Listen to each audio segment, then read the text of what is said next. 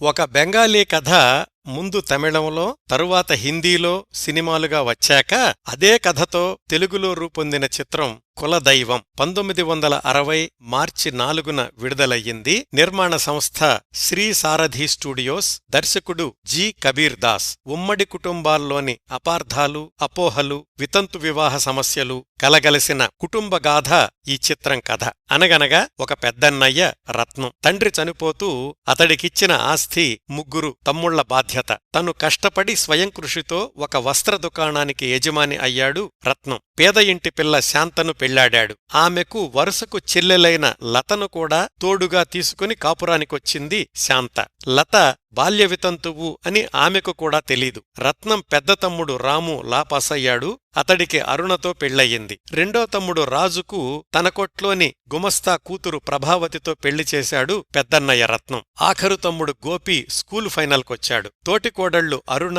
ప్రభావతుల ప్రవర్తన వల్ల ఆ ఉమ్మడి కుటుంబంలో వివిధ సమస్యలు మొదలయ్యాయి. భార్య మంకుపట్టు భరించలేక రాజు మిలిటరీలోకి వెళ్లిపోయాడు. రాము కూడా తన భార్యకు లొంగిపోయాడు. ఇవన్నీ భరించలేని పెద్దన్నయ్య రత్నం తనువు చాలించాడు. అప్పుడు సమస్యలు సృష్టించిన వారి మనసులు కరిగి రత్నాన్ని కులదైవంగా భావించడం మొదలుపెట్టారు. లతా గోపీల వివాహం కూడా జరిగింది. ఈ సినిమాకి మాటలు రాసింది కొండేపూడి, పాటలు కొసరాజు, జూనియర్ సముద్రాల, సంగీతం మాస్టర్ వేణు. ఈ చిత్రంలోని పయనించే ఓ చిలుక, ఎగిరిపో పాడైపోయెను గూడు అనే పాట ఇప్పటిక్కూడా మరపురాని గీతమే. ఈ చిత్రంలో కులదైవంగా, కుటుంబం కోసం జీవితాన్ని త్యాగం చేసిన రత్నంగా గుమ్మడి, ఆయన భార్య శాంతగా అంజలీదేవి, తమ్ముళ్లుగా జగ్గయ్య, కృష్ణారావు, చలం, తోటికోడళ్లుగా కృష్ణకుమారి, ఆదోని లక్ష్మి, బాల్య వితంతువు లతగా గిరిజ మొదలైన వారు నటించారు. ఈ సినిమా ప్రేక్షకులను ఆకర్షించి శతదినోత్సవ చిత్రంగా నిలిచింది.